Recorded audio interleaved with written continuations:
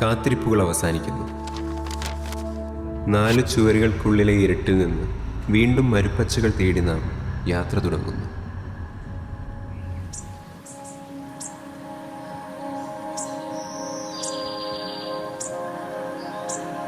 Wake up, wake up, wake up. Pack your bags, pack your bags, pack your bags, and travel, and travel, and travel.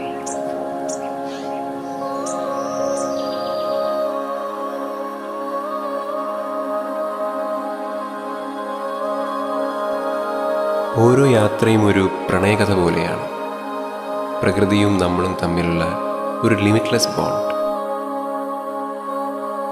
And at some point we get lost in this most beautiful thing and start finding ourselves.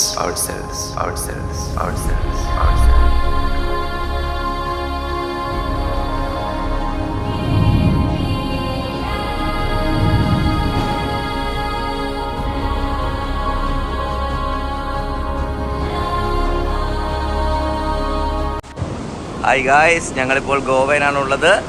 ഒരു hit and സ്പോട്ടാണ്. അത് beach, അത് river, ഇത് പാറക്കൂട്ടം. എങ്ങനെയുണ്ട് guys? അടിപൊളിയല്ലേ? സാൽവിൻ ചേട്ടനൊക്കെ അടിച്ച് പൊളിക്കുക കേട്ടോ. ഞങ്ങൾക്കൊരു ബ്ലാക്കിയെ കിട്ടിയിട്ടുണ്ട്. ബ്ലാക്കി ഇവിടെ നിൽപ്പുണ്ട്. ഞങ്ങളുടെ അവിടെ തൊട്ട് ഇവിടം വരെ ഞങ്ങളെ ഫോളോ ചെയ്ത് ഞങ്ങളെ കൊണ്ടുവന്ന ആളാണ് ഈ ബ്ലാക്കി. ഇതേ നമ്മുടെ ബിബിൻ, എറണാകുളം ബിബിൻ. ഇതേ നമ്മുടെ സാൽവിൻ ചേട്ടൻ പാറപ്പുറത്ത് വടിയുമായി കയറി നിൽക്കുകയാണ്. വടി. ഓ കണ്ടോ ഗായ്സ്? നിങ്ങളിതൊക്കെ കാണുന്നുണ്ടോ ഗായ്സ്? കൊള്ളാല്ലേ? ഇതേ ഇവന്മാരെല്ലാം ഞങ്ങളുടെ കാവല് വന്നാട്ടോ ഈ പട്ടികളൊക്കെ. ഇത് ബ്രൗണി, വൈറ്റി. അത് നമുക്ക് എക്സ്പ്ലോർ ചെയ്യാം. അങ്ങോട്ട് ഇനി പോവുകയാണ്. ഇത് നല്ല രസമുള്ളൊരു സ്ഥലമാണ്. പക്ഷെ പട്ടിക്കൂട്ടങ്ങൾ ഞങ്ങളെ വളഞ്ഞിരിക്കുന്നത് കാരണം ഞങ്ങൾക്ക് കടി കിട്ടുകയില്ലേ ഒന്നും പറയാൻ പറ്റത്തില്ല. പക്ഷെ ഇതൊരു ഭയങ്കര രസമുള്ളൊരു അഡ്വഞ്ചറാണ് കേട്ടോ.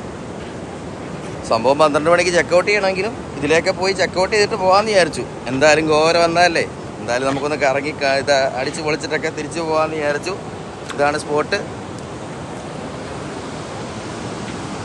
ഏതാ സ്പോട്ടെന്ന് കറക്റ്റായിട്ട് അങ്ങനെ പറയാൻ എനിക്കറിയില്ല ഗായ്സ്. ഞങ്ങളിങ്ങനെ ആ കടൽ തീരം വഴി ഇങ്ങനെ നടന്നപ്പോൾ ഇവിടെ കുറേ പാറക്കൂട്ടങ്ങൾ, ഞങ്ങളിത് ഏകദേശം അവിടെയായിട്ടാണ് സ്റ്റേ ചെയ്യുന്നത്. അത് കഴിഞ്ഞ് ഇവിടെ വന്നപ്പോൾ അവിടെ റിവർ കണ്ടു. നല്ല രസമുള്ളൊരു സ്പോട്ടാണ് ഗായ്സ്. നമ്മുടെ ഉള്ളിലെ സ്ട്രെസ്സും ആങ്സൈറ്റിയും സങ്കടങ്ങളും ഒക്കെ മറക്കാൻ ഒരുപക്ഷെ ഒരു നല്ല യാത്ര മതി. Nature by itself has a healing power.